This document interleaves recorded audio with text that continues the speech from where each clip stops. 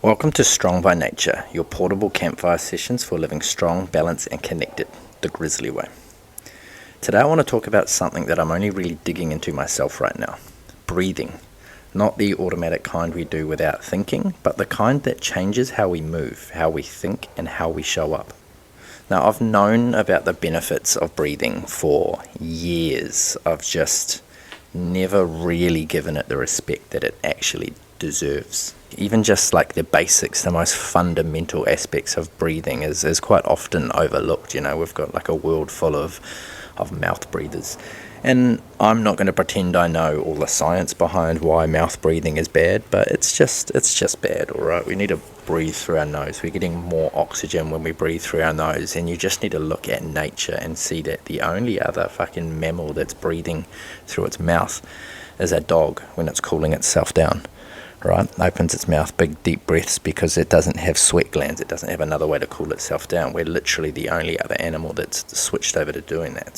So my personal journey and everything with breathing and my discoveries with it early on. So when I was going back again to the start of my real fucking fitness and awakening journey, when I was running a lot when I was living in Taupo. So I was doing a lot of running because I was good at it, and it was a good kind of release for me, and the people I was living with at the time were really into their Ironman and stuff like that. So running was a good sort of thing I could do and still get, you know, a lot of encouragement for doing it and that. So they also got me into swimming, telling me that swimming was also super beneficial and swimming was going to help my breathing with running.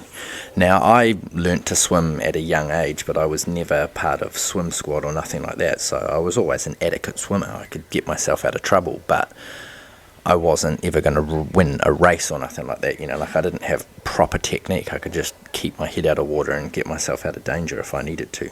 So learning to actually swim a bit more efficiently and understanding what was going on with your breathing while swimming had an immediate sort of effect on my running, because the thing with swimming is like you've got your head underwater for X amount of time, right, and you lift your head up every however many strokes you're going to do it, but you've got that set period where your head is underwater.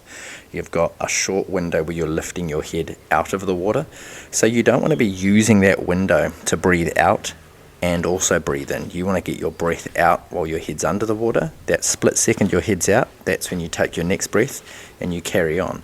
And obviously there's going to be a window as well of how long you can hold your breath before it starts affecting your performance. And also you don't want to be turning your head every one or two strokes, because that's just not going to become efficient either. You need your head down and fucking aerodynamics, not the word, water dynamic. You know what I mean? Like you need your head down and straight, and you're going to be more efficient with the swimming there. So about 3 to 4 strokes tends to be kind of that golden sort of window from what I've found. And again, don't fucking quote me on that because I'm not an Olympic swimmer. But yeah, getting used to that rhythm and that pattern with swimming, I then started to notice how that was beneficial with running, and I started to become a lot more aware of my breath when I was running. Not so much to the extent of like, you know, like going into this deep fucking hypnosis and performance boosting breathing or nothing, but just becoming more aware of these cycles. And then years later, so you know, I was running on and off. Running's always kind of been part of my regime to a certain extent.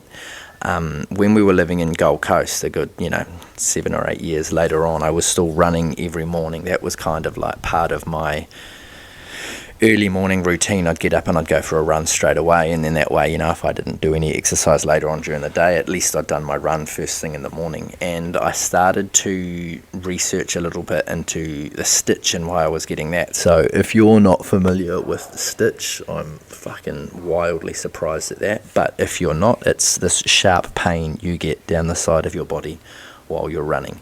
And my whole life I was told that was because I'd just drunk water or I'd just eaten food before going for a run. But when you're getting up at 4:30 in the morning and going for a run straight away just on, a few sips of water, that theory, all of a sudden you're like, well, that doesn't make sense because I haven't had anything massive in my body for fucking 8 hours.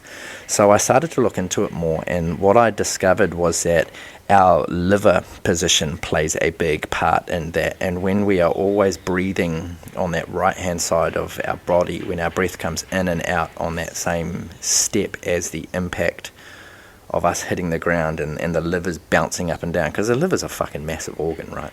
So that's bouncing up and down, you're breathing in at the same time, and that's what's causing the stitch. Again, fact check me on that, but my experience made me feel like I'm probably fucking on the money.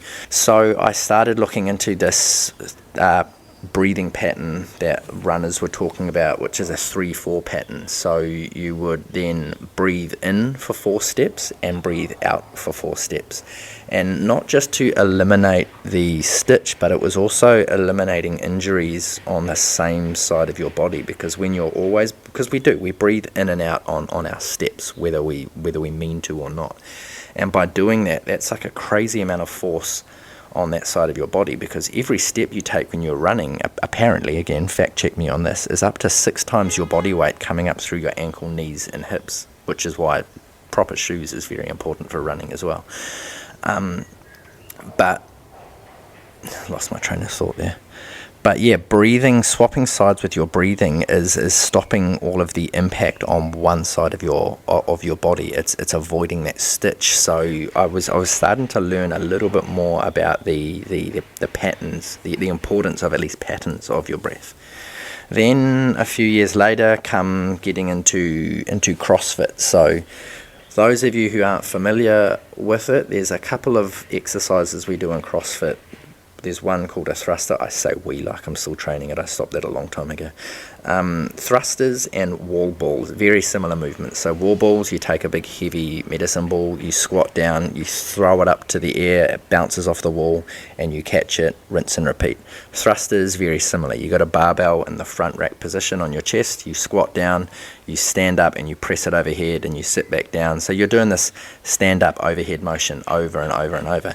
And people get fucking ruined doing these exercises. You know, people get gassed. And so me being aware of how important breathing was already with your performance and not getting gassed and short of breath, I started to play around with the timing of when I was breathing in and out with both of these exercises, and that made a massive difference.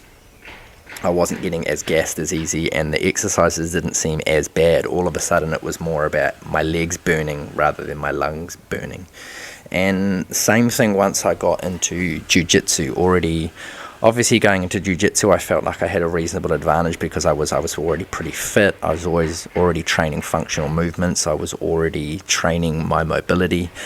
And I was going in with not a huge amount of ego, you know, like I started it in my 30s and I'm not a massive dude anyway. So going in with these young fit guys, I was like, okay, like these guys are already going to ragdoll me anyway. So I'm just going to go through the motions and focus on technique. Anyway, you end up a lot in jiu-jitsu in these horrible positions where you're stuck underneath somebody and their body's pressing on your head and you've got fuck all space to breathe. But even in those moments, I was like, well, if I can at least suck in some air, like that's better than nothing. And just being able to zero back in on my breath in some of those positions, it gave you just enough of a window to operate, especially when somebody's on the top and they don't really know what they're doing and they're panicking and they're moving unnecessarily anyway. Like if you can just breathe for a couple of seconds, 9 times out of 10, their dumbass is going to move themselves out of that dominating position anyway, and you're going to be free to carry on. So just being able to zero in on your breath and something like that is super important. And also by then I was already aware of like not holding your breath during some of these tense movements, you know, like that's one of the first things you learn when you get into any sort of weightlifting, especially doing things like a deadlift. You see videos all the time with some guys passed out after doing this massive lift because he held his breath the whole time.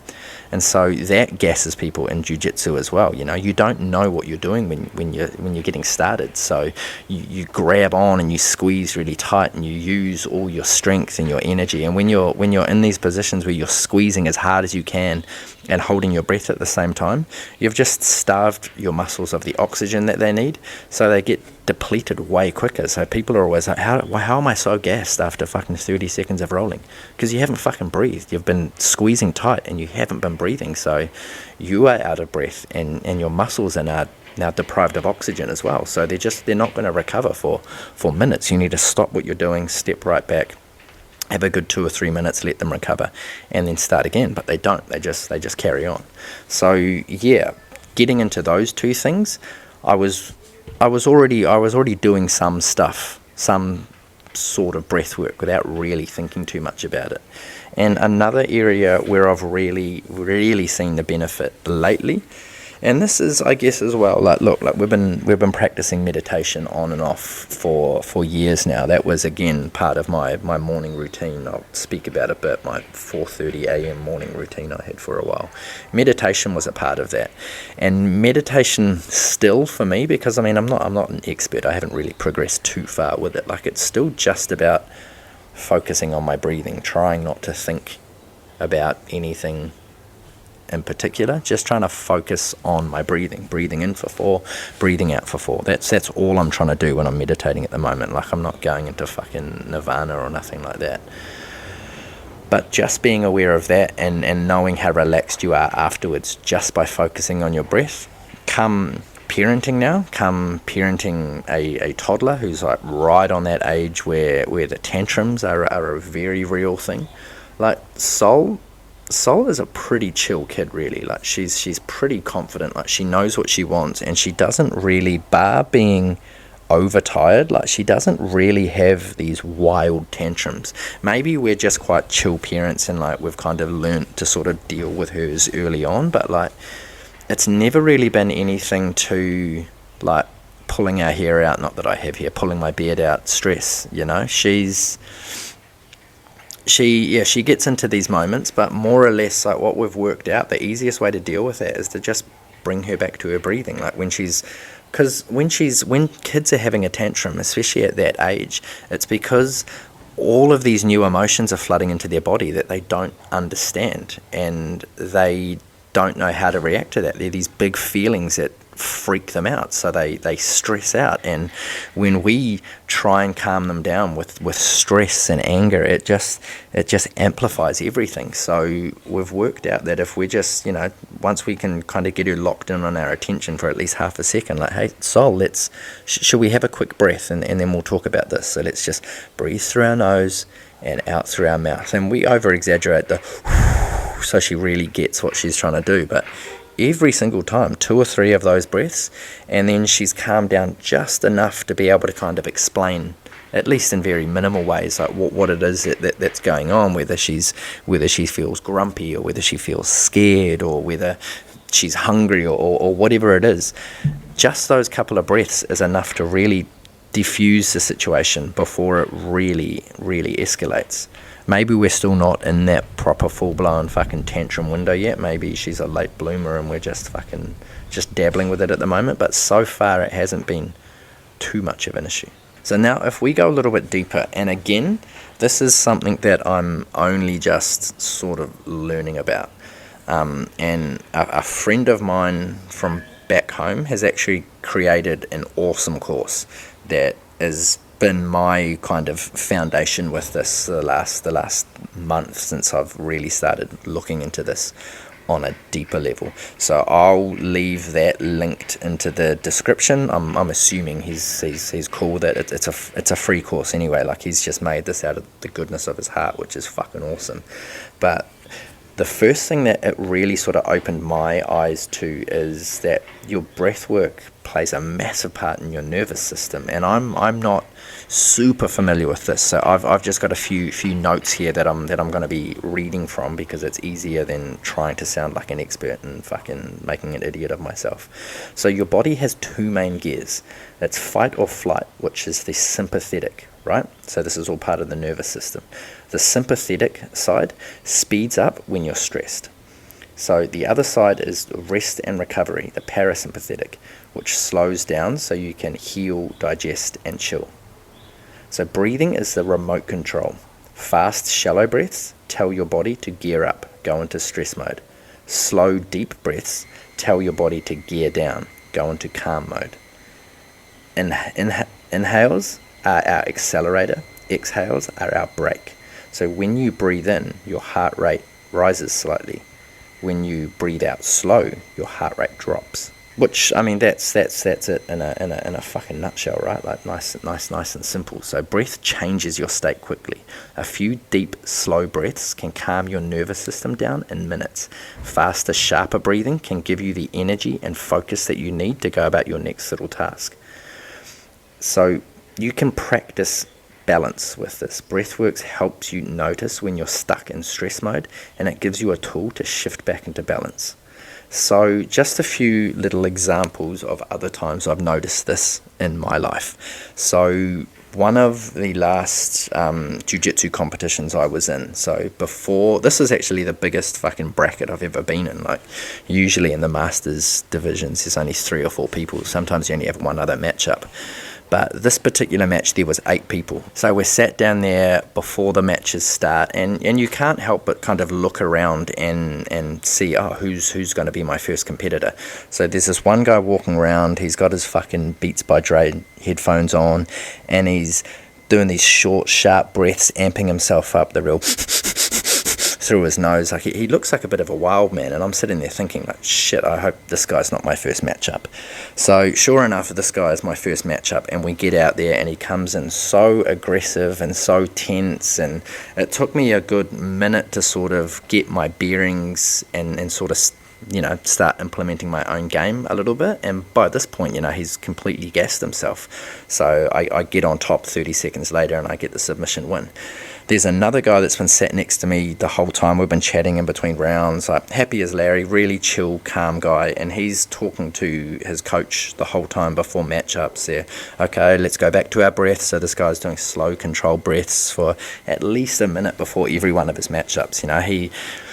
He breezes through all of his matches. He's winning everything on points, and then gets to the final, and it's me and him, and the difference is just insane. Like, this dude is so calm when he gets out there. I'm still feeling reasonably calm as well, but like I'm gassed by this point. I'm exhausted, and this guy is still going hard. He smashed me in the final. So like those two different sort of attitudes in terms of breathing, and again, like, it's just understanding more than anything. Like, the first guy just obviously had no clue what he was doing to himself with his breathing, but those two things, it's just that just amplifies everything here. One guy went in a stressed state, the other guy went in a calm state, and it came down to how he was breathing, and they both performed completely differently. So yeah, like the sort of main sort of thing I wanted to take from this is, like, breath is our bridge between body and mind, between tension and calm, between performance and recovery. So let's just sort of dive into that a little bit again. Like, breath is important to your performance. Breath is going to help you run better. It's going to help you stay calm in these stressful situations we find ourselves in, and if you're doing any kind of like competition based stuff in your training. And breath is important to our nervous system regulation. Again, something like I'm still learning about, the nervous system, not even just so much breath work, but like our nervous system, that fight or flight mode. And our breath is crucial to that. Your breathing is there in your emotional regulation as well. Like with the example with my daughter, like it doesn't just go with kids as well. Like if you're having a bit of a heated discussion with somebody, like just taking a few deep breaths is going to give you clarity to help sort of deal with the situation so much more than just everything escalating and just getting angrier and angrier at each other. Take a step back, take a couple of breaths, and see how different your attitude is when you go back into that disagreement. And breath is also like important in presence, just in anchoring ourselves in the moment. I've been seeing this phrase thrown out a lot lately, like a conscious breath, and a conscious breath is such a beautiful thing. Just to take a moment and just take a breath and take in everything that you're everything else that you're receiving in that moment. Like, think about like standing at the beach watching the sunrise or the sunset and just taking a slow breath and just feeling that breath into your body, and feel everywhere it's going through your body, and then as you exhale again. So a couple of other things I kind of want to just sort of throw out there again, like I'm trying to do every episode. It's just a bit more of a practical takeaway for everybody listening. So for those of you that haven't been doing a whole lot of breath work, or for those of you that are and just want a few other little things you can work on. So first and foremost, like the basics of how we should really be breathing is we need to be breathing into our stomach. We need to be breathing back into our head rather than up into our brain. The nasal cavity, there's two main chambers, I suppose we'll call them. One's going up and one is going back. So a deep breath through your nose and think about pulling it back rather than up is instantly going to help expand your diaphragm, because we're breathing down into our diaphragm. So when we breathe in, our stomach should be expanding. Our chest shouldn't be moving, but our stomach should be expanding. We should hold there for a couple of seconds, and then as we breathe back out, everything's contracting. So the stomach is sucking back in and we're breathing back out through our nose again. And so a really simple method to sort of just practice relaxing yourself and becoming more aware is box breathing.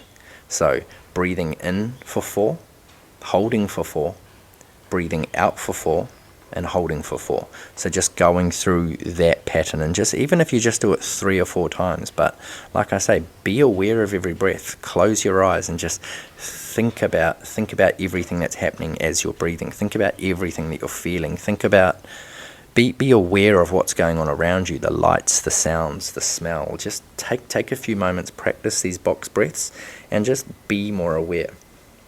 Another thing, before eating, before training, before going into anything stressful, practice 3 deep belly breaths.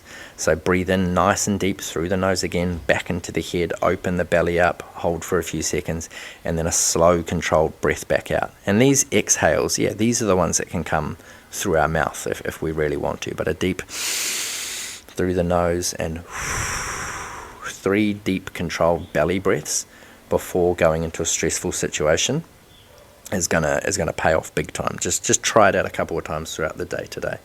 And the last one, if you've got kids, try our little breath drill with the tantrums, especially if you can catch it on the way up. Catch them early. Don't wait till they're full blown tantrum, not understanding what's going on. We actually had this issue yesterday with a bit of a moment. Like she was beyond breathing. We could still calm her down, but she knew what we were trying to do with the breathing and wasn't having a bar of it. So catch them early. I'm still practicing this myself right now. I'm still practicing these same things in the most simplest, purest form of how you can do it. I'm practicing a conscious breath. I'm practicing my box breathing, and I'm practicing some deep belly breaths before going into these. I'll say stressful. My life's not very stressful at the moment. Before going into these situations. And I'm noticing a difference. Like I'm still learning. We're still going to keep unpacking this topic. So by all means, leave a comment, leave some references that you have, some websites, some videos, whatever you've got, leave it, and let's keep building on all of this together. So just as like a little bit of a closing one for this one, how about we just take a deep controlled breath together. So wherever you are, you don't have to lie down, you don't have to sit in the yoga pose, you don't even have to close your eyes, but let's just take a deep controlled breath together. So we're going to breathe in through our nose and out through our mouth. So thank you so much for checking out this episode. Next one on the way, I'm going to be talking about mindfulness, I'm pretty sure. Stay strong, stay balanced, stay connected. That's the Grizzly Way.